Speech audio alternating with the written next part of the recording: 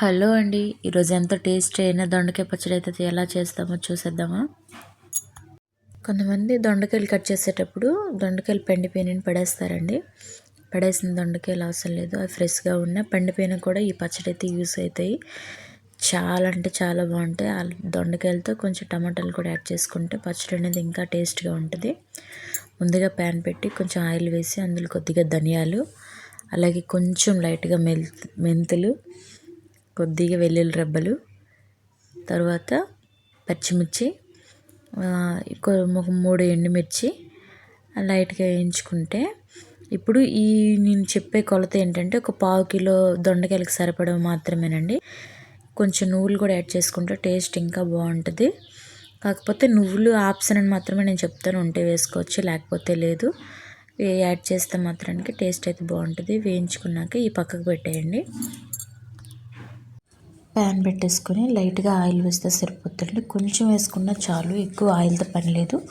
ఇప్పుడు మనం ముందుగా కట్ చేసి పెట్టుకున్న దొండకాయ ముక్కలు వేసుకొని వేయించుకోవాలి. నేను ఈ దొండకాయ ముక్కల్లోనే లైట్గా పసుపు అయితే వేస్తానండి, కలర్ అయితే బాగుంటుంది. అలాగే దొండకాయ ముక్కలు త్వరగా ఫ్రై అయిపోవడానికి సాల్ట్ కూడా నేను ముక్కలతో పాటే వేసేస్తాను. అలా వేస్తేనే బాగుంటుంది. ముక్కలకి సాల్ట్ బాగా పట్టి సాల్ట్తో ఎక్కువ పని ఉండదన్నమాట.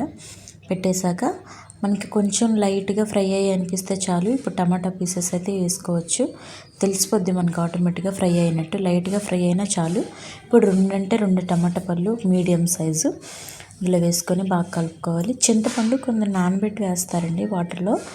వాటర్ అవసరం యూజ్ అవుతుంది అనే వాళ్ళు మాత్రమే చింతపండు నానబెట్టి వేసుకోండి. వాటర్ యూజ్ చేయను అనే వాళ్ళు మాత్రం డైరెక్ట్గా ఇలా చింతపండు వేసేసి కొంచెం ధనియాలు కొంచెం జీలకర్ర వేసేస్తే సరిపోద్దండి. అలాగే కొంచెం కడిగి పెట్టుకున్న కొత్తిమీర వేసి బాగా కలుపుకుంటే మనవి అయితే ఫ్రై అయితే అయిపోయినాయి.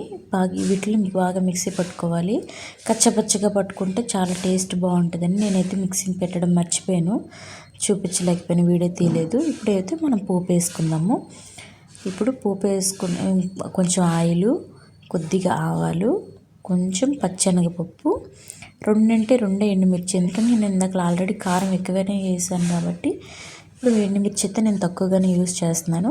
తర్వాత కొంచెం కరివేపాకు వేసి వీటిని బాగా ఫ్రై చేసుకోవాలి.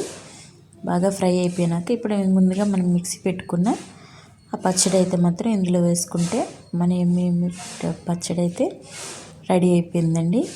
ఎంత టేస్టీగా ఉంటుంది. మనకి రైస్లోకైనా, చపాతీకైనా, దోశకైనా, చట్నీ కానీ యూజ్ చేసుకోవచ్చు.